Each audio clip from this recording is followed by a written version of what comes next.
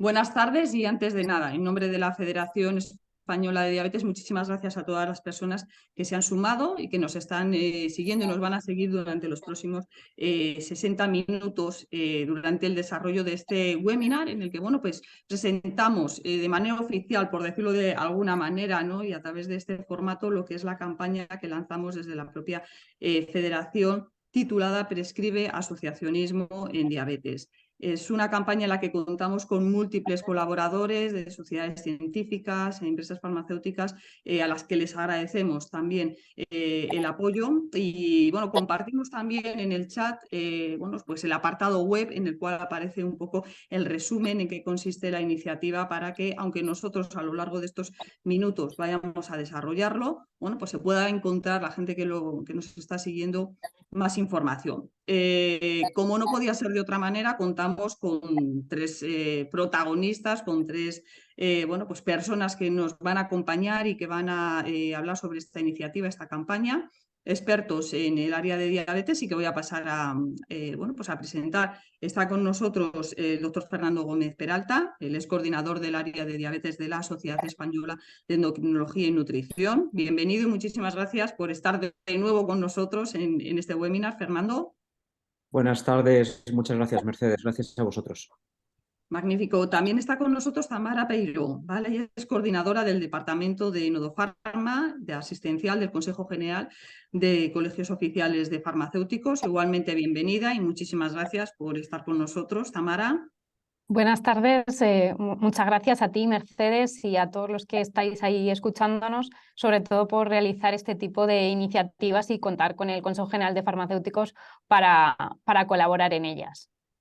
Magnífico, pues muchísimas gracias. Y después contamos, pues como siempre se dice, ¿no? En el último lugar, pero no por ello en el último peyorativamente, no por decirlo. Está el doctor Francisco Javier Ortega Ríos, que es miembro de la Fundación Red GEDAPS, del Grupo de Atención Primaria y Prediabetes de la Sociedad Española de Diabetes, y aparte que es embajador de la iniciativa y por lo tanto pues tenía que estar en este primer webinar. Igualmente, gracias, Javier, por estar con nosotros y acompañarnos en estos 60 minutos. Muchísimas gracias, Mercedes, y muchísimas gracias a Fede por darme esta oportunidad de participar con vosotros, que sabes que siempre lo haré de manera encantada. Y en este caso, pues para posicionar la postura que tenemos los médicos de familia, las enfermeras que trabajan en atención primaria. Muchas gracias. Muy bien, pues vamos a empezar ya directamente. Hemos preparado un debate con diferentes bloques también y luego ya daremos paso a las preguntas de la gente que nos está siguiendo. Y bueno, Javier, como embajador, también la primera pregunta te la lanzamos a ti, nos gustaría saber, ¿no? Y que comentaras también al público que nos está siguiendo qué es lo que aporta fundamentalmente la prescripción o prescribir a las asociaciones desde lo que serían las consultas médicas en general, ¿no? A los pacientes crónicos, pero en específico quizás más importante para las personas con diabetes. Bueno, yo creo que después de tantos años ya de la presencia del asociacionismo en diabetes en España, se ha visto que hay pues, numerosos beneficios, ¿no? Yo creo que aumenta la autoestima y la confianza de la persona con diabetes, mejora su bienestar emocional y su estado de ánimo, ello hace que se reduzca la ansiedad, mejora incluso las personas que tienen depresión ante el diagnóstico y mejora también el ánimo negativo, ¿no? Además, con las campañas que se hacen, con las actividades que se hacen en las asociaciones de diabetes, pues pueden mejorar su salud física y el estilo de vida, ¿no? Eso hace que incluso haya menos visitas a los profesionales de la salud. Las personas que que pertenecen a una asociación, pues consultan menos a los médicos de familia, consultan menos a las enfermeras. Además, hacen que el médico, en ese sentido, tenga que hacer un trabajo más holístico, más de tratar a la persona en todas las facetas de su vida, ¿no? En definitiva, pues mejora la motivación, la esperanza, el optimismo de la persona con diabetes, que muchas veces sufre pues, fases de depresión y de ansiedad. Por ejemplo, cuando se diagnostica por diabetes tipo 1 en un niño de corta edad, los padres de luego tienen muchísima ansiedad. Y eso se mejora pues, adquiriendo nuevos conocimientos, habilidades y aprendizajes. Pero no solamente existen estos beneficios, también hay, y se ha demostrado, una reducción de la morbimortalidad, porque con con las actividades que se realizan al aire libre, de grupos de educación diabetológica en el sentido de cambio del estilo de vida, con el ejercicio físico, con la alimentación, incluso yoga, pérdida de peso, etcétera, etcétera, se ha visto que se disminuye la morbimortalidad y se consiguen esos cambios del estilo de vida que son importantes. Pero es que además, si esto fuera poco, también se produce un ahorro de costes. Entonces, por ejemplo, no hay muchos estudios específicos en España de lo que supone el ahorro de coste de las personas que pertenecen a asociaciones de diabetes, pero sí que, por ejemplo, en el Reino Unido se ha visto que disminuye un 14% las visitas a urgencias, un 40% las visitas médicas en general e incluso un 21% los costes sanitarios. O sea, que hemos visto esos beneficios también, ¿no? Que es lo que aporta, no solamente a nivel de salud y para el propio paciente, ¿no, Javier? Sino también para el propio sistema, que es Exacto. importante, es decir, no es algo concreto para el paciente, esos beneficios. Exacto. Lo que hablamos de la prescripción social, que luego también se puede afectar más adelante, en el sentido de que es un beneficio para toda la sociedad, evidentemente. Perfecto. Y visto estos beneficios, estos elementos positivos, Fernando, ¿consideras que desde las consultas de los profesionales que atienden a nuestros pacientes fundamentalmente, se prescribe suficiente asociacionismo o todavía hay una falta de concienciación de seguir bueno, pues trabajando incluso desde las propias sociedades científicas para concienciar a los vuestros de, oye, incrementar esta prescripción más allá del tratamiento farmacológico? Completamente de acuerdo con lo que comentaba Javier. Creo que no, que hay que seguir trabajando en esto. En esta consulta en la que me encuentro hoy, pues es lo que yo suelo explicar a mis pacientes y a las personas con diabetes que pasan por aquí. Y es que el secreto de la diabetes en grandísima parte, como todos sabemos, es la información. Y otro secreto importante del manejo de una enfermedad crónica en general y la diabetes en particular es la continuidad asistencial, como decimos ahora, que realmente exista un entorno al que acceder en caso de problemas, dudas, de forma continuada, no solo en el hospital, no solo en el centro de salud. Y ahí creo que efectivamente las asociaciones de diabetes juegan un papel fundamental. Por otra parte, estamos en un sistema que tiene una evidente falta de recursos y siempre va a ser así. Entonces, es muy interesante aprovechar todos los recursos de que disponemos.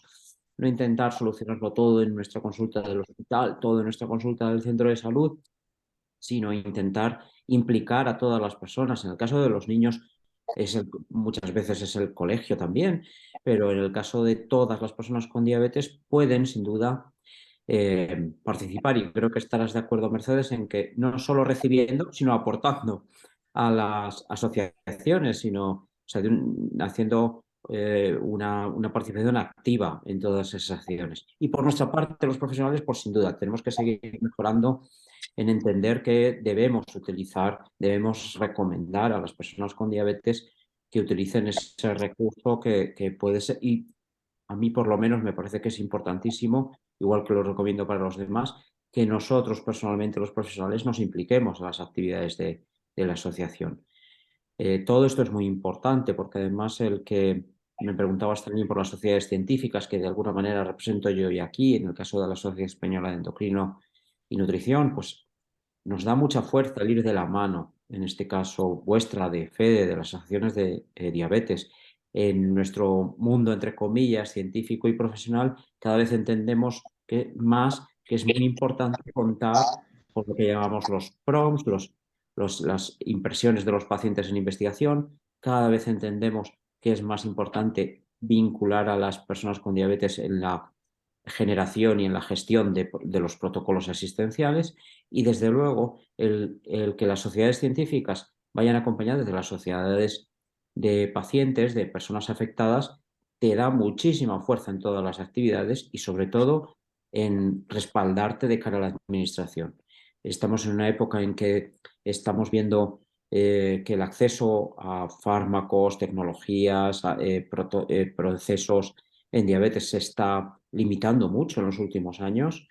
En España ha pasado de ser un país puntero a tener carencia y grandes retrasos en el acceso a ese tipo de terapias y de tecnologías, y el que podamos tener fuerza en nuestras demandas a la administración depende mucho de que vayamos juntos. Ujú. Efectivamente, como también ha comentado Javier, ¿no? Ese planteamiento holístico que al final sería como un nuevo paradigma, ¿no? Que en algunos países sajones, como se ha dicho, ya está implementado, y aquí sería el objetivo de implementarlo a la Mediterráneo, claro, lógicamente, y que luego también esos otros colectivos, incluso que has comentado, Fernando, escuelas, farmacéuticos también, aporten. Es decir, no solamente es decir, los profesionales o el tema del asociacionismo, sino ellos también necesitamos ese feedback e incluso la propia administración. Recordando de nuevo y siendo redundante, Tamara, es importante por lo tanto ese elemento de prescribir asociacionismo. Desde las sociedades científicas se comenta por parte de Fernando que es importante seguir insistiendo. Por parte de los profesionales farmacéuticos, ¿consideras que desde el canal Farmacia igualmente se recomienda también el suficiente asociacionismo, o todavía tenéis que hacer un refuerzo entre los vuestros también para, oye, hay otro recurso que está disponible y que, bueno, que podéis utilizar, ¿no? Como son las asociaciones? ¿Qué nivel de prescripción de asociacionismo hay en el canal Farmacia? Claro que sí. Pues estoy muy de acuerdo en efectivamente, ¿no? Que es fundamental y además lo ha comentado Fernando, el ir de la mano, ¿no? Profesionales sanitarios junto con asociaciones de pacientes. Desde el canal Farmacia, como tú me preguntas, pues es verdad que se hace y cada vez se hace más porque cada vez se conocen más a las asociaciones de pacientes, pero sí que es verdad que siempre tenemos margen de mejora, ¿no? Entonces, en este caso, pues también creo que tenemos un margen de mejora muy bueno y que abordar en este campo.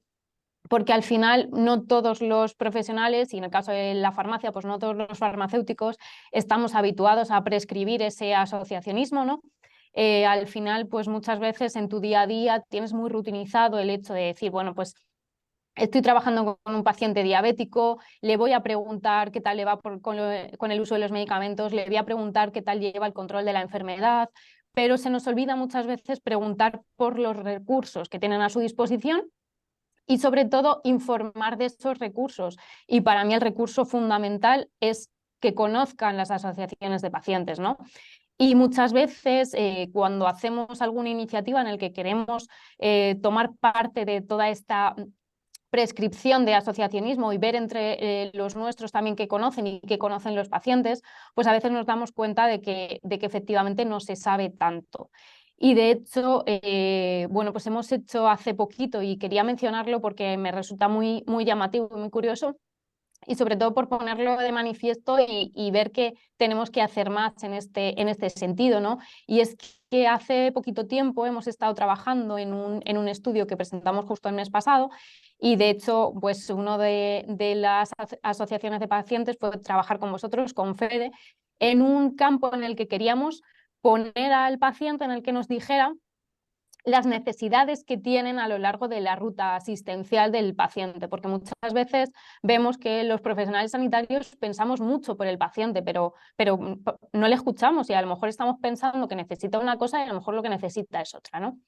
Entonces quisimos llevar a cabo un estudio donde hemos participado pues, médicos, farmacéuticos, enfermeros, trabajadores sociales y asociaciones de pacientes, en las que ver en todo este proceso asistencial el margen de mejora, ¿no? que había y que podíamos hacer. Y es verdad que hay mucho margen de mejora, pero quería recalcar la idea de que en muchas ocasiones sienten, ¿no? que tienen un carácter un poquito pasivo, ¿no? El paciente, que no tiene capacidad de hacer nada, que está ahí como en un segundo plano en esto. Y una de las cosas que más nos reclamaron ellos mismos fue que los profesionales sanitarios nos acercáramos cada vez más, fuéramos más accesibles y trabajáramos mucho más de la mano con las asociaciones de pacientes, ¿no? Porque esto es lo que al final al propio paciente le hace tener una mayor participación en su propia enfermedad. Con lo cual, bueno, pues al final sí que creo que desde la parte de la farmacia estamos trabajando, estamos haciendo labor de prescribir ese asociacionismo, pero como decía al principio, pues sí que creo que tenemos, como en todos los ámbitos, pues margen de mejora, ¿no? de trabajar en este campo. Magnífico. Sí que es verdad ese estudio en el que participamos y vimos ahí también el recorrido, ¿no?, de asistencial y bueno, que era muy valorado también todos los profesionales, ¿no?, pero también el ámbito del farmacéutico. Volviendo a ti, Javier, ya hemos hecho una contextualización, ¿no?, un poco de los beneficios, si se prescribe bueno, pues a un nivel adecuado, todavía hay que hacer más refuerzo del asociacionismo. Y ya has comentado, ya has adelantado, ¿no?, en tu primera intervención un poco qué es lo que aportan las asociaciones, pero si tuvieras que ya sé que es complicadísimo, pero destacar una herramienta, un elemento de lo que más podría aportar o lo que más aporta quizás a lo mejor a un paciente cuando ha debutado y a lo mejor a un paciente que lleva más tiempo, la propia asociación, ¿qué es lo que destacarías? En esos dos casos concretos, quizás, ¿no? Cuando ha debutado, que es la herramienta clave, y quizás a lo mejor, pues bueno, cuando ya llevas unos años con la patología, que también es una fase complicada porque entras en un momento de desgaste también, y lo que dices tú también, momentos de crisis, en la que, bueno, pues esos apoyos emocionales o, bueno, de la propia asociación pueden ser claves. ¿Qué destacarías? Y no sé si te puedes acercar un poco más al micrófono, porque yo creo que la primera El micrófono. intervención es un poco lejos. Quizás así se oiga un poco mejor. Ahora, Yo, perfecto. yo creo que, sobre todo, yo creo que lo que hacen las asociaciones de diabetes es aportar un soporte y un acompañamiento para toda la vida de la persona con diabetes, desde el debut. Muchas veces es catastrófico debido a edad o a complicaciones. Recordemos que el 50% de las personas con diabetes tipo 2 ya debutan con una complicación o la diabetes se diagnostica en ese momento. Y entonces eso supone un hándicap muy grande para una persona que sabe que tiene que aceptar que para el resto de su vida va a tener diabetes, ¿no? Entonces, para mí, lo fundamental es que pueden aportar las asociaciones es un soporte y un acompañamiento a lo largo de toda la vida del paciente. En este sentido, FEDE, que recoge 18 federaciones autonómicas y 124 asociaciones locales, pues evidentemente tiene un papel fundamental en el acompañamiento, en el soporte, como hemos dicho, de estas personas con diabetes, lo mismo que otras asociaciones que por diversos motivos pues no están en FEDE, pero que tampoco hay que olvidarse de ellas para nada. Y los beneficios, hemos dicho, que se extienden tanto a nivel individual como a nivel del Sistema Nacional de Salud. Es beneficio para toda la sociedad. Ya hemos dicho que a nivel individual supone un punto de encuentro, un punto de contacto, es un puente también entre profesionales y pacientes, ¿no? ¿Por qué? Porque se pueden conocer las vulnerabilidades de ambos, de dónde tienen los problemas los pacientes, sobre todo los que están más aislados, que viven en entornos más desfavorecidos, y también cuáles son las carencias de nuestro sistema de salud, que desgraciadamente pues, muchas veces pueden ser la lista de espera, la dificultad de acceso a determinados profesionales, ¿no? Entonces, yo creo que además es fundamental que las personas reciban la información sanitaria adaptada a las necesidades. Muchas veces los médicos, las enfermeras, los endocrinólogos transmitimos los conocimientos, transmitimos nuestras instrucciones de manera que ellos no los entienden, ¿no? Y por eso a veces es necesario que se cree un papel de un trabajador de enlace, de un papel que es fundamental, que en algunos países, por ejemplo, como en Inglaterra ya existen, es un papel completamente distinto a enfermería o a una enfermera o a un médico, y son personas que muchas veces son voluntarios y que lo que hacen es intentar mediar entre lo que son los servicios de salud y las personas que pertenezcan a asociaciones de diabetes, por ejemplo, y sobre todo que sean más vulnerables, que vivan en entornos más desfavorecidos y eso, ¿no? Y las intervenciones se basan pues en mejorar el estilo de vida en cuanto al ejercicio físico, en cuanto a la medicación, el abordaje psicológico, la alimentación, el estrés, etcétera, etcétera, ¿no? Con lo cual yo creo que el personal de atención primaria y ahí enfermería tiene una labor fundamental, más que nada porque, digamos, tienen un poco más tiempo que nosotros y tienen más gestión de la enfermedad crónica que podemos tener los médicos de familia. Debemos de abordar muy seriamente la prescripción social, hacer prescripción social para garantizar el acceso de todas las personas a los servicios de salud. Y sobre todo eso, a aquellas personas que viven en áreas socioeconómicamente más desfavorecidas. Pero para mí el papel fundamental, la herramienta clave que pueden aportar las asociaciones con muchísimos beneficios, como hemos visto, es el soporte y el acompañamiento del paciente a lo largo de durante toda su vida. Perfecto, Javier. Pues una vez que hemos visto sobre todo qué es lo que aporta la asociación al propio paciente, también damos un paso más allá, ¿no? Una vuelta de tuerca, Fernando, y ahora qué aporta. Es decir, una vez que el paciente ya ha pasado por la asociación, lógicamente cuenta con esa formación, está más empoderado, más informado, como tú muy bien has dicho, un elemento clave. ¿Qué es lo que puede aportar ese paciente ya empoderado, con un conocimiento, con una formación, al día a día, a la calidad asistencial también de los propios profesionales sanitarios? Porque, bueno, puede ser una ventaja, ¿no?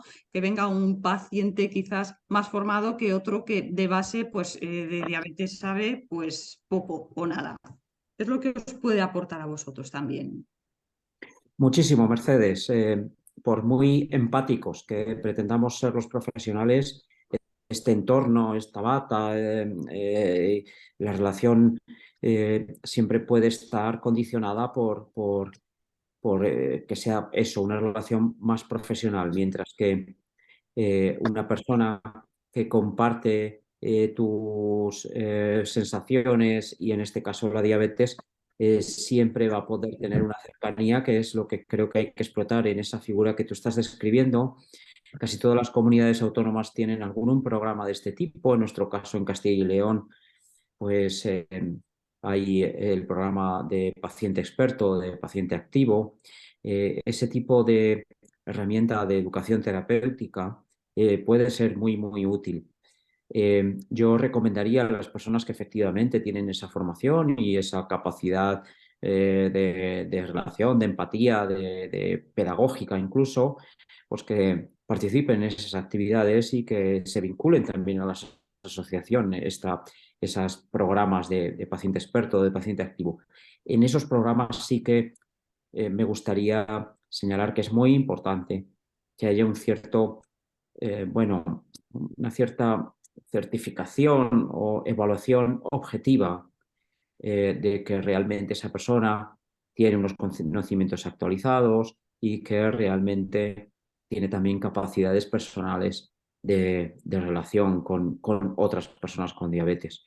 E incluso que ha recibido una formación específica, no ya solo de que sé mucho de la diabetes, sé mucho de mi diabetes, sino una formación específica para ese tipo de actividad, que es muy, muy útil, pero es importante que tenga un cierto filtro en el sentido de que la información que se traduce, incluso la actitud hacia tu diabetes y los profesionales sea la más correcta, y simplemente porque pueda aprovechar todos los recursos disponibles. Efectivamente, ¿no? No solamente tener esa formación que te capacite a ti para controlar adecuadamente tu diabetes, sino luego también tener esas herramientas o esos elementos, ¿no? Actitudes para comunicarlo adecuadamente y ese filtro, claro. El tema de la información también es muy sensible y sobre todo en temas de salud como es la diabetes. Tamara, en las asociaciones, bueno, es archiconocido lo que nos suelen preguntar, ¿no? El tema de esas dudas, sobre todo en alimentación en muchas ocasiones, temas concretos, pero sí que, bueno, nos gustaría saber cuáles son las preguntas que más, bueno, pues se producen por parte de las personas con diabetes cuando van a una farmacia, que yo creo que también es muy interesante para, bueno, si os hacen a vosotros la pregunta es porque no tienen resuelta esa duda y es porque han salido de la consulta del profesional sin una respuesta, lo cual es para, bueno, pues un elemento para seguir trabajando todos juntos. ¿Qué es lo que más os suelen preguntar? Bueno, en la farmacia lo primero que quería comentar un poco es que vemos dos tipos de pacientes muy diferentes. Ese paciente activo, ese paciente informado, que muchas veces viene de estos programas, ¿no?, que comentaba Fernando, que se hacen en muchas comunidades autónomas, ¿no?, en la que se empodera al paciente, entonces tienen mucha información y quizá ya son cosas muy puntuales en cuanto a un cambio de tratamiento y cuestiones así. Pero es verdad que hay mucho otro paciente que no pregunta y estos son los que más desde la farmacia tenemos que hacer hincapié en ellos, ¿no? Porque hay muchas veces que hay pacientes que no nos preguntan bien, porque sabéis que en la era que estamos era digital, hay mucha gente que ya busca la información por internet y aquí tenemos que tener mucho cuidado, ¿no?, en que busquen la información donde de verdad tienen que buscarla, una información que sea veraz, una información que sea fiable, porque si no pueden llegar a tener pues información que no está contrastada y aparecerán los típicos mitos que muchas veces circulan por ahí y que, bueno, pues creen en ellos, ¿no? Entonces, en esa primera parte, pues es verdad que sí que nos llegan algunas preguntas del paciente muchas veces, pues por ejemplo, situaciones que nos preguntan mucho.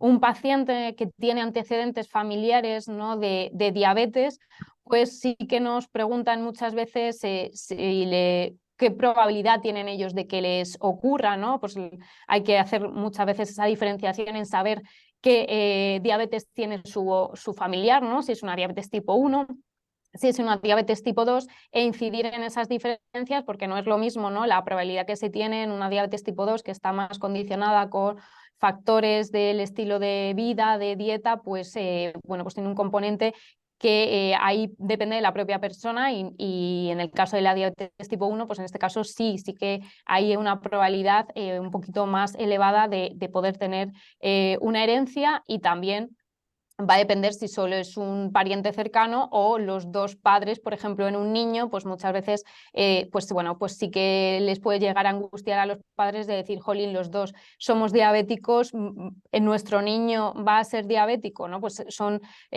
consultas frecuentes que nos pueden llegar a hacer. Entonces, bueno, por esa parte, sobre todo en diabéticos tipo 2, pues muchas veces nos preguntan por el manejo de la medicación, ¿no? Porque muchas veces cuando llegan a estar estables, y es un poco relacionado con, a lo mejor, Mercedes, lo que tú comentabas antes, que no es lo mismo cuando debutas con la enfermedad a cuando llevas años en los que parece que te entra ese cansancio, ¿no?, de llevar tiempo con tu enfermedad, y de repente, pues como crees que ya está todo estable y todo está mantenido, pues ya empiezan esas posibles falta de adherencia al tratamiento, ¿no?, en el que dices, bueno, pues si me encuentro bien, pues hoy quizá puedo dejar de tomar el tratamiento, o cuando de repente debutan con una enfermedad nueva, empiezan a abandonar un poco la que tenían controlada, ¿no? Entonces ahí sí que muchas veces nos preguntan, oye, pues si yo ya estoy estable, yo no podría dejar la medicación, ¿no? Entonces aquí es súper fundamental, porque al final desde la farmacia sabéis que muchas veces pues somos, como decimos, ¿no?, el punto de entrada al sistema sanitario, en el que detectamos pues esas sospechas, ¿no?, que muchas veces un paciente dices, uy, creo que va a dejar la medicación, o creo que no la está tomando correctamente tal y como se le han prescrito, porque resulta que le han prescrito un tratamiento que es todos los días antes de las comidas, y como se encuentra que ve que está controlado, se lo está tomando solo una vez al día, por ejemplo, pues en la noche, donde a lo mejor se ha hecho una medida de la glucosa y ha visto que no estaba en esa toma controlado, ¿no? Entonces empezamos a ver estas preguntas, que son las que más nos hacen.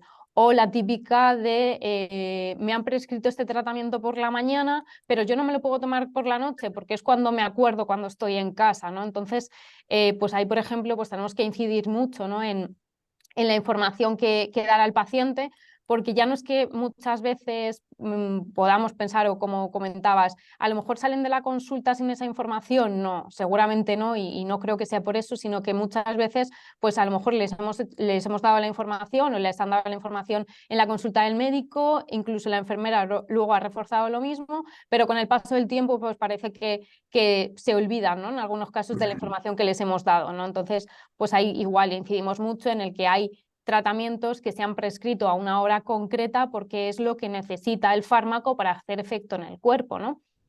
Entonces es una forma en la que bueno, pues nos consultan. Y algo que podría decir que es lo que más nos consultan, o lo que nosotros también más tenemos que indagar, es en el manejo de la insulina. Y esto me repito, porque creo que igual desde las consultas se refuerza muchísimo cuando a un paciente se le prescribe la primera vez insulina, tanto el médico como la enfermera les ha hecho y les ha dado toda la información y les ha instruido, ¿no?, en el manejo, pero al final no deja de ser que esa primera vez estás debutando, ¿no?, con algo, y estás utilizando un medicamento que nosotros decimos, ¿no?, medicamentos de manejo complejo, porque al final es utilizar un medicamento que no es me tomo una pastilla y ya, sino que es un dispositivo que tengo que saber manejar, que tengo que saber cómo me lo tengo que administrar, que tengo que ir cambiando el punto de inyección, ¿no? Para que no me salgan esos típicos callos que puede aparecer pues, si siempre inyectara la insulina en el mismo sitio. Entonces, esta sí que es verdad que es una de las cosas que o ellos nos preguntan directamente de ¿me puedes explicar cómo era el manejo de la insulina? Porque, pues mira, estaba nervioso y la verdad que pensaba que me había enterado bien, pero no. O muchas veces nosotros con el paso del tiempo vemos que hay veces que bueno, pues tenemos que reforzar esos mensajes porque bueno, pues están haciendo esa administración de forma incorrecta. Entonces, bueno, pues son así típicas consultas que sí que nos hacen. Luego algo que sí que me gustaría comentar, porque no es una consulta directa, pero como decía al final el farmacéutico, muchas veces tenemos que indagar y sí que quiero dejar aquí constancia porque es algo que nos llama muchas veces la atención y es que muchas veces los pacientes diabéticos no saben que son grupo de riesgo para la vacunación de ciertas enfermedades. Entonces, sabéis que desde la farmacia hacemos muchas campañas, campañas sanitarias en las que cuando llega, pues la típica es la que cuando llega la campaña anual de vacunación de la gripe, ¿no? Pues desde las farmacias trabajamos colaborando con el resto de profesionales para conseguir aumentar las tasas de vacunación, ¿no? Y muchas veces nos hemos dado cuenta pues que los pacientes crónicos y en este caso, pues pacientes diabéticos no conocían que es fundamental que ellos son un grupo de riesgo y tienen que vacunarse, ¿no? No sabían pues que esa hiperglucemia mantenida pues puede favorecer el hecho de que el paciente se vuelva un poco más vulnerable a las infecciones y de ahí el que formen parte de esos grupos de riesgo, ¿no? Por tanto, pues como decía, hay dos tipos de paciente, ¿no? Paciente que viene más informado y que también tenemos que tener un poco de cuidado de dónde viene informado, porque obviamente va a venir súper bien informado si viene un profesional sanitario o de una asociación, y cuidado con si se ha informado desde Internet. Y luego los pacientes a los que somos nosotros quienes tenemos que ir sacando un poco más la información y dándole más información, porque muchas veces pues incluso son pacientes que tienen miedo a contarnos sensaciones que están sintiendo, ¿no? Con el manejo de la medicación, pues si hubiera ocurrido una reacción adversa, por ejemplo, o pacientes que tienen sensación, ¿no? Ese típico muchas veces estigma social que hay a tener una enfermedad o a tener que en público, ¿no? Que es lo que muchas veces vemos o que cuando indagamos nos encontramos a que pues al final la inyección de la insulina en público muchas veces les tira para atrás y no quieren hacerlo porque me ve mi compañero de trabajo, me ve mi familia o me ve alguien, y todavía creo que es un punto que tenemos que trabajar mucho y yo creo que aquí podemos hacer hincapié mucho todos los profesionales junto con vosotros en las asociaciones a eliminar ese estigma que yo creo que en este caso también afecta mucho en el manejo y en el control de la adherencia a los medicamentos para la diabetes. Sí, la verdad que son preguntas que has comentado muy bien, diferenciar también ese paciente empoderado, entre comillas empoderado también de qué fuentes vienes, ¿no? Porque al final lo importante es que la principal referencia sean los profesionales sanitarios y luego pues el tema de técnicas de inyección que nosotros también reforzamos, que no porque se hagan mucho se tienen que dejar de hacer, porque hay que recordarlos, el tema de la rotación, etcétera, y el tema de vacunación, que también tenemos una campaña y bueno, pues con lo que nos estás trasladando, seguiremos haciendo hincapié para que la gente con diabetes se vacune. Javier, volviendo contigo ya y con otro bloque importante, ¿no? De preguntas, hemos visto lo que aportan las asociaciones, pero a lo mejor con elementos más no tangibles, porque no se tocan, ¿no? Pero es el tema de formación, el tema, bueno, pues el tema de talleres, alimentación, etcétera. Pero ¿qué es lo que nunca, y tú muy bien lo sabes, porque bueno, eres ese doble bueno, papel, ¿no? De profesional sanitario y también persona con diabetes, que trabajas en la consulta médica y aparte eres voluntario, has trabajado y conoces cómo trabajan las asociaciones de pacientes? ¿Qué es lo que aportan las asociaciones y que nunca, porque o sea, es inevitable, hay como una serie de compartimentos estancos que no podía aportar una consulta médica? Es decir, ¿qué es lo que encuentras en una asociación que no podías encontrar en otro sitio, Javier? Lo que encontraste tú, por ejemplo, también cuando te acercaste. Como muy bien dices, Mercedes, la educación diabetológica es fundamental y hay que hacerla a todos los niveles en el Sistema Nacional de Salud y, por supuesto, complementarse con todas las actividades que se hacen en las asociaciones de diabetes. Por ejemplo, la campaña que tiene FEDE de No den la espalda a la diabetes me parece que es un proyecto muy, muy bueno, educativo y tal. Y, por supuesto, los pilares básicos pues tienen que ser los clásicos de la alimentación, el ejercicio, la medicación, el autocontrol y las revisiones periódicas, ¿no? Y eso se puede hacer de manera grupal, con formación que esté estructurada y con múltiples áreas temáticas, ¿no? Todo eso va a hacer que la persona con diabetes, desde luego, modifique sus hábitos de una manera más saludable para disminuir la mortalidad. Pero independientemente de educación diabetológica, yo creo que es fundamental que las asociaciones luchen por defender los derechos de las personas con diabetes, ¿de acuerdo? ¿De qué manera? Pues de cualquier manera, de manera con asesoramientos legales, con asesoramientos sociales, de derechos sociales, de minusvalías o discapacidades, ¿no? Pues quizás tienes beneficios fiscales, ¿por qué no los vas a utilizar? Puedes tener mejor acceso a una oposición si tú tienes una minusvalía que te lo pueden reconocer. Además de este tema de defender los derechos, y eso lo dijo además la ONU, eso no es que lo inventemos nosotros, la Organización Mundial de la Salud dice que todas las personas con diabetes tienen derecho a acceder a todos los recursos necesarios para manejar su condición, ¿no? Y para tener una vida autónoma, ¿no? No hay por qué hacer discriminaciones. Si recuerdas la campaña que hicimos para evitar cierta discriminación laboral que había, pues para, por ejemplo, yo entiendo que una persona con diabetes quizás no pueda ser conductor del Metro de Madrid, pero desde luego para vender boletos o tickets en la taquilla del Metro de Madrid, pues no creo que eso sea un motivo de discriminación, ¿no? Y gracias a la campaña que hizo FEDE, que colaboramos la RGDAP y otras sociedades científicas, se ganó mucho en ese terreno de ganar derechos sociales y laborales para personas con diabetes, ¿no? También FEDE tiene un manifiesto por el derecho a una educación diabetológica que no debemos de olvidar, ¿no? Yo creo que aparte del tema de defender los derechos, tenemos que promover la mejora de las asistencias sanitarias y a través de FEDE todo aquello que esté mal hay que decirlo con educación, hay que decirlo de buena manera. Sabes que en el Congreso nuestro de la RGDAPS de noviembre hay una mesa en la que participáis el presidente Juan Francisco Perán y tú misma, Mercedes, y yo voy a moderar, y lo que queremos es, como trabajadores de la sanidad, como trabajadores del Sistema Nacional de Salud que trabajamos en atención primaria, y por supuesto Fernando estará de acuerdo conmigo que también en las sociedades de endocrinología, en la Sociedad Española de Diabetes, queremos que nos digáis claramente dónde veis los fallos, qué es lo que podemos mejorar, porque yo creo que mejorando la accesibilidad, mejorando no sé, el conocimiento común que podamos tener las dos partes de cómo está la situación, pues yo creo que va a ser beneficio para todos, ¿no? Entonces, yo creo que aparte de luchar por los derechos, también eso va a hacer que asesoremos y hagamos apoyo emocional a todas las personas que tengan un aislamiento social. Hay que hacer muchas actividades, hay que hacer muchos eventos, hay que hacer jornadas, hay que hacer congresos, hay que hacer reuniones, hay que hacer convivencias, hay que hacer campamentos con niños que debutan o ya que tengan mayor experiencia.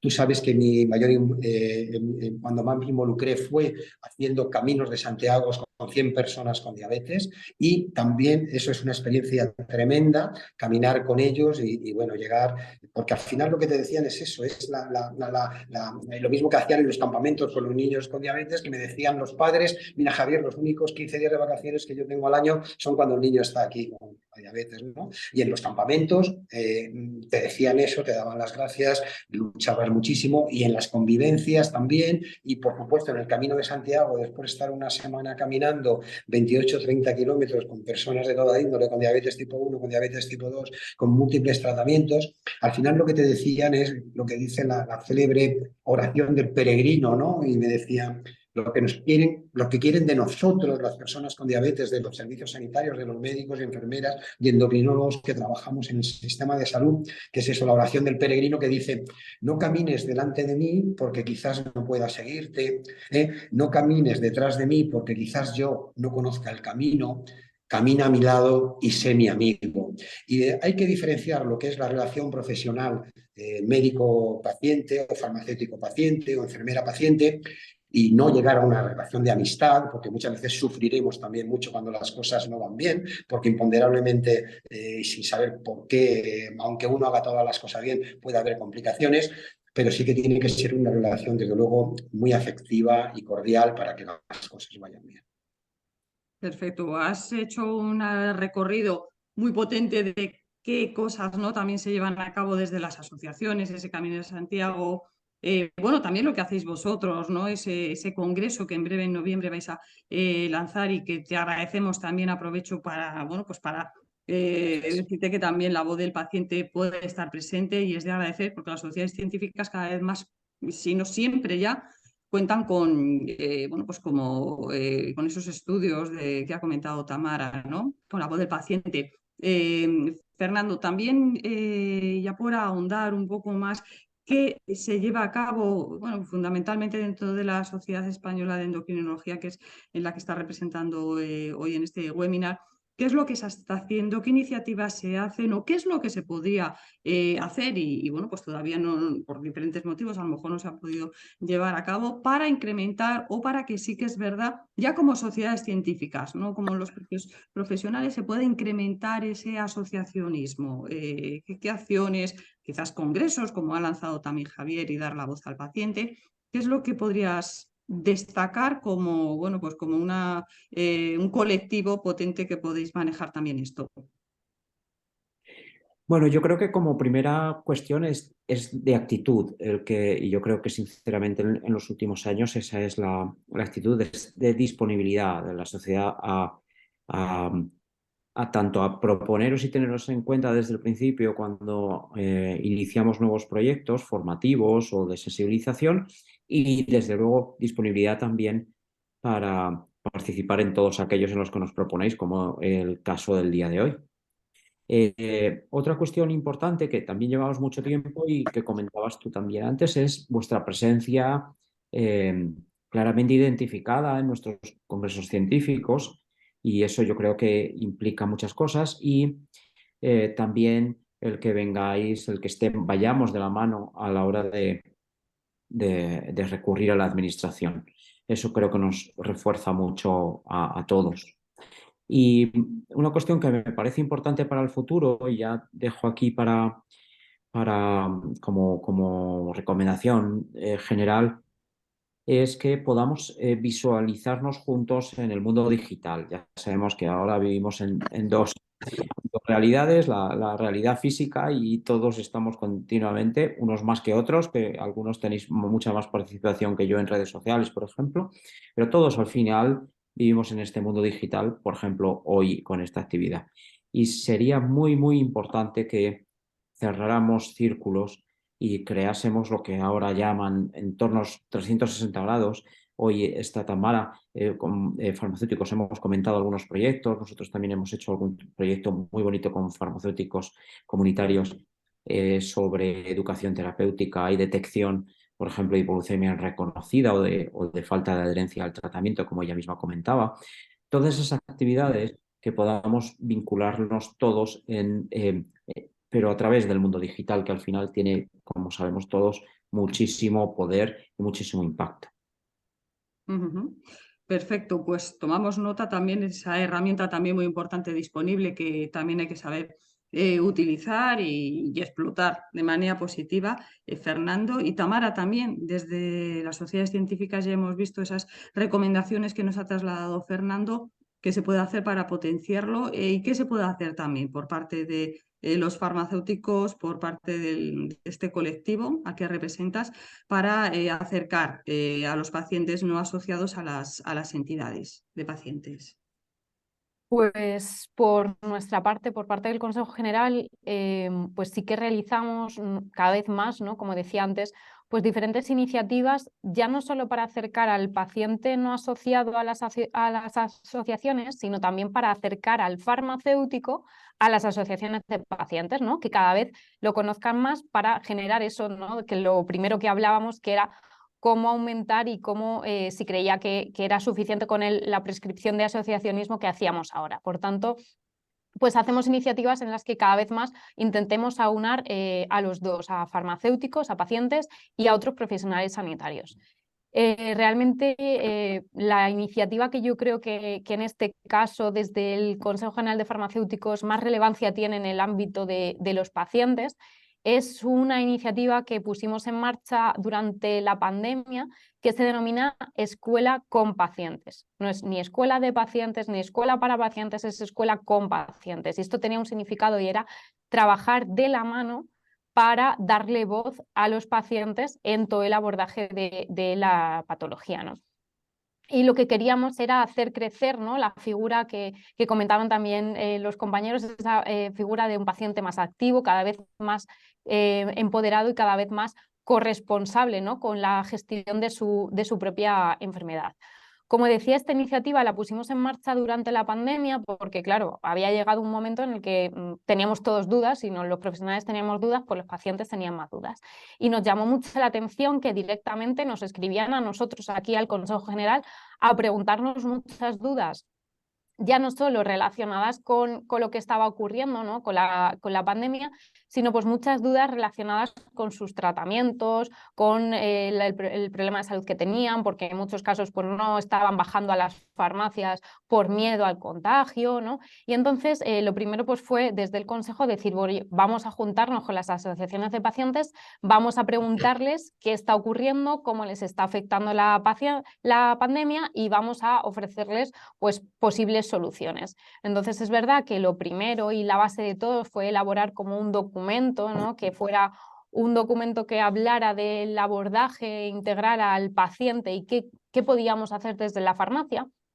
Y ya no solo ese documento y esa declaración de acciones, sino que fuimos bajando a través de estas colaboraciones con las asociaciones de pacientes en crear esta escuela con pacientes, como decía, porque lo que buscábamos es que al final trabajar en esa parte que vosotros hacéis muchísimo desde las asociaciones de pacientes, que era informar y formar a los pacientes cada vez más, ¿no? Entonces, pues bueno, veíamos que podía ser fundamental si trabajábamos todos de la mano en trabajar en que esa información, como decía antes, pues sea accesible, sea didáctica, sea rigurosa, sea cercana, que además lo comentaba antes Javier también, tenemos que adaptarnos en la información que le damos al paciente, pues a cada paciente se lo vamos a contar de una forma, ¿no? Entonces empezamos a trabajar en esto y la iniciativa consta sobre todo tanto de una parte, y me voy al mundo digital como comentaba Fernando ahora, pues hemos adoptado el realizar videoconsejos dirigidos a los pacientes junto con asociaciones de pacientes para informar del manejo de tratamientos, por ejemplo, y realizar webinares multidisciplinares, ¿no? Porque aquí al final si trabajamos todos juntos de la mano, médicos, farmacéuticos, las asociaciones de pacientes, pues creemos que al final es lo que vamos a conseguir, ¿no?, que sea efectivo y conseguir, ¿no?, ese objetivo de que la información sobre todo sea fiable. Por tanto, tenemos abierta esta escuela con pacientes desde, ya os digo, desde el 2020. También trabajamos mucho, y por ejemplo lo hicimos también con vosotros con Fede, en trabajar iniciativas que sean de guías o campañas de abordaje multidisciplinar, ¿no?, de una patología. Y además le solemos ya incluso incorporar, pues igual que hemos hecho en esa iniciativa que contaba antes, pues encuestas en las que lo hagamos a los propios pacientes para conocer la información pues que tienen, ¿no?, ellos. Entonces, en ese caso, pues igual hicimos en esta colaboración junto con vosotros, con Fede, pues una encuesta a los pacientes diabéticos sobre la atención que recibes desde la farmacia y la información que teníamos, y la asociamos a esa parte de campañas también un poco. En este caso, haciendo el test de FINRIX, ¿no?, que todos conocemos, para ver las sospechas, ¿no?, que podíamos tener del paciente, el riesgo que tiene de desarrollar diabetes tipo 2 en los próximos 10 años, que es lo que nos informa este test. Entonces, bueno, pues al final Desde el Consejo realizamos pues, muchas campañas en este sentido a nivel de todos los colegios de farmacéuticos. Sabéis que en cada provincia pues, nosotros tenemos un colegio de farmacéuticos. Se realizan muchas iniciativas en este sentido, con muchas colaboraciones con asociaciones de pacientes enfocadas a esas campañas sanitarias, a promover la prevención de enfermedades, a fomentar un diagnóstico precoz. También lo comentaba Javier al principio. En este caso, por ejemplo, en la diabetes tipo 2 es fundamental que cuanto antes diagnostiquemos al paciente, mucho mejor, para que no venga asociado con esas complicaciones, ¿no? Que en muchos casos pues, ya están ocurriéndole al paciente. Entonces, todo este tipo de iniciativas desde el ámbito de la farmacia pues, son cosas que ya venimos realizando durante todo este tiempo y que, por supuesto, cada vez queremos seguir trabajando mucho más en generar, y sobre todo en este medio digital, ¿no? que comentaba también Fernando, pues al final creemos que es fundamental, ¿no? El que divulguemos cada vez más esta información de la mano de todos los profesionales por estos canales, porque al final es donde cada vez más nos buscan, ¿no? Al final muchas veces sí van a la consulta del médico, al enfermero, van a la farmacia, pero otras tantas veces ya está todo el mundo buscando información, con lo cual nos tenemos que adaptar, ¿no? a esta era digital y trabajar mucho en este tipo de campañas que ya lleven una parte más digital, para que el paciente en cualquier momento, estando en su casa, pues pueda seguir, ¿no? Como en esta tarde de hoy, pues con iniciativas como este webinar, donde nos sigan pues, bueno, pues donde estén. Magnífico, sí, de hecho nos consta iniciativas que lleváis a cabo, que hemos puesto en marcha en múltiples días mundiales de la diabetes, ¿no? Un poco para detección precoz, ¿no? Importante también para muchas personas que aún todavía desconocen que tienen diabetes tipo 2, pues es una herramienta también muy importante. Y ya para finalizar, antes de dar paso al tema de bueno, pues las preguntas de la gente que nos está siguiendo, sí que me gustaría lanzar una pregunta común a los tres. Y bueno, Javier, comenzando contigo, ¿cuál consideras que sería la clave para incrementar la prescripción del asociacionismo? Hay muchas, pero si tuvieras que destacar una, y mira que te pregunto el primero, a lo mejor el resto va a tener que copiarte.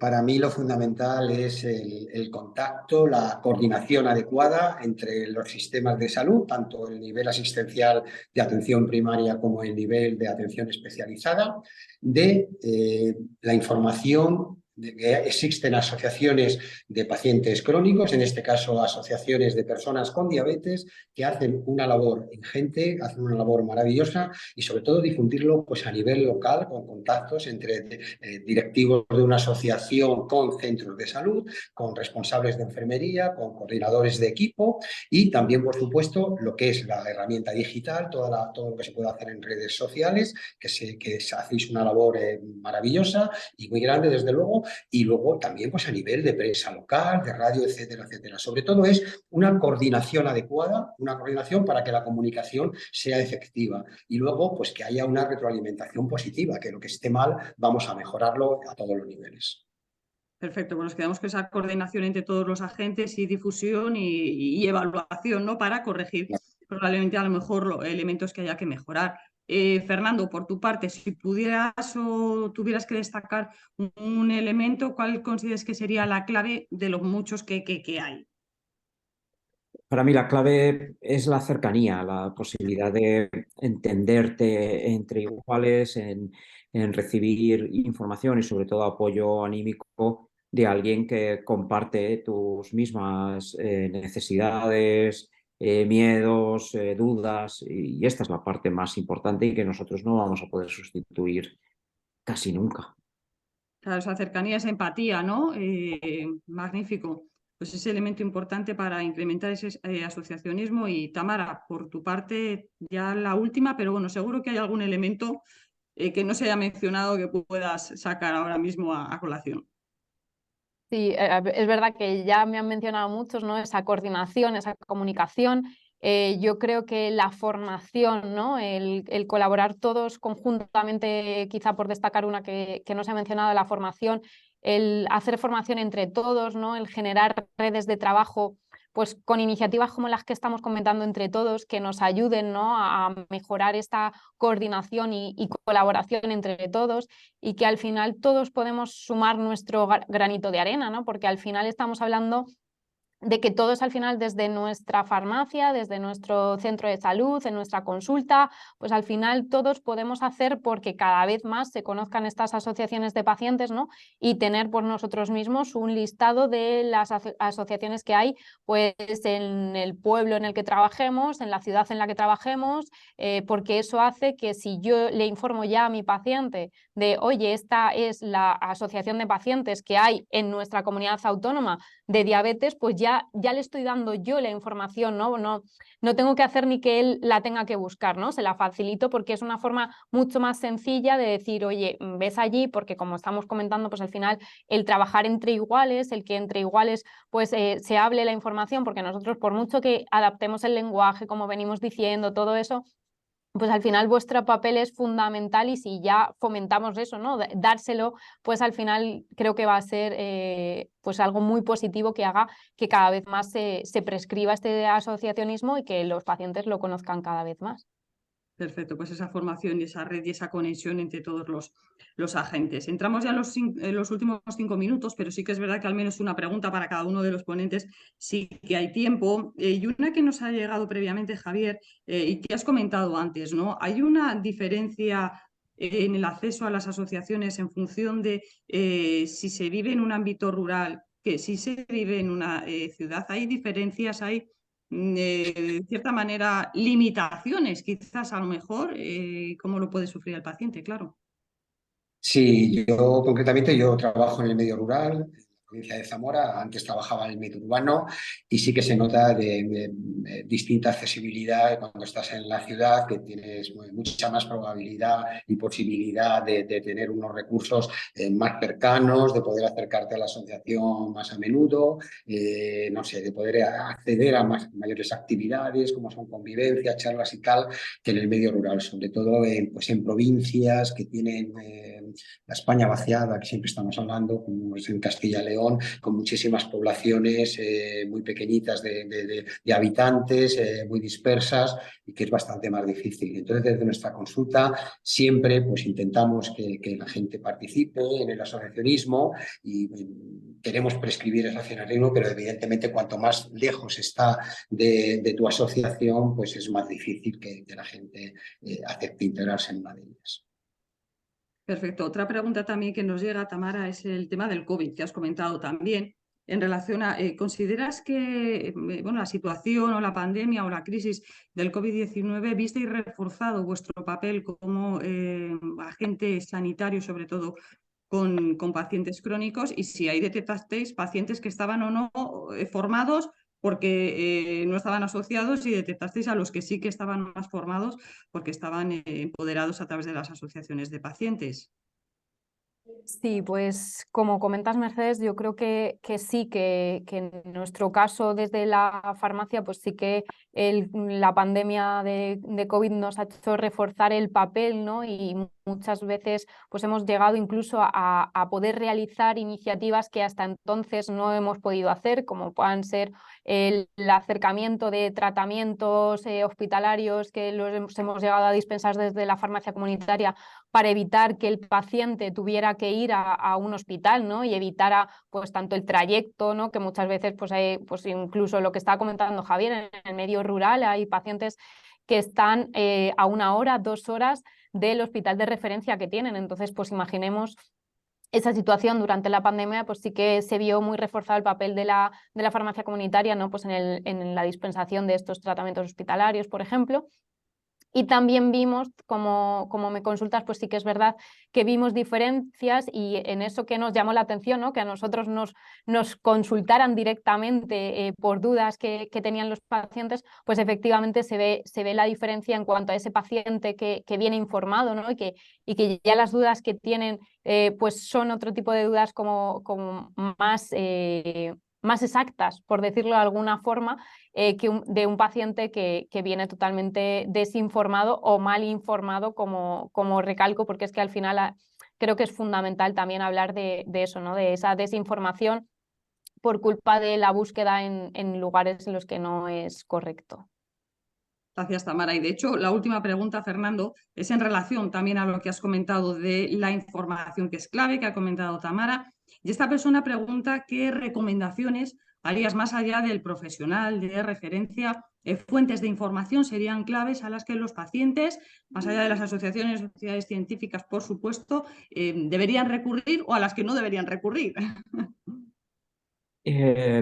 Bueno, es un problema generalizado en nuestra vida actual, el exceso de información y que no siempre toda esa información está, como sabemos, adecuadamente filtrada o evaluada. Mi recomendación en este sentido son sociedades científicas internacionales y nacionales. Hay algunas sociedades científicas, me gustaría, porque son nuestro espejo. También Javier antes lo comentaba, el Reino Unido ha sido siempre un modelo en lo que se refiere a integración, contenido asistencial, incluso a material de información pedagógico y suelen ser muy buenas páginas de datos las de Reino Unido. Y en lo que me preguntaba sobre no sociedades científicas, existen actualmente algunas iniciativas provenientes desde o guiadas desde y para personas con diabetes que son muy interesantes. A mí me gusta mucho, por ejemplo, Diatribe Foundation, es una página que podéis acceder, organiza webinars como estos con profesionales y pacientes simultáneos y yo creo que tiene información muy interesante. Pero en general todas las que estén respaldadas y que trabajen no de forma independiente, como estamos haciendo hoy, que trabajen de forma consensuada con los profesionales de la salud, creo que son las más recomendables. Perfecto, pues nos quedamos con esto y entramos en la hora. Agradeceros también pues, vuestra participación, quedarnos con ese mensaje, ¿no? Que yo creo que habéis destacado todos, ¿no? De trabajar en red, del papel que tenemos todos los agentes sanitarios y de lo que podemos aportar. Y bueno, esperemos que trasladar o que nos escuche, ¿no? La administración pública, que también es otro de los agentes, lógicamente, implicados y participantes en todo ello. Pues sin más, aquí cerramos lo que sería este primer webinar. Agradecer a los ponentes, a la gente que nos ha seguido y por supuesto a todos los colaboradores que apoyan la campaña de Prescribe Asociacionismo en Diabetes. Muchísimas gracias y buenas tardes a todos. Un saludo. Gracias a todos. Gracias, buenas tardes.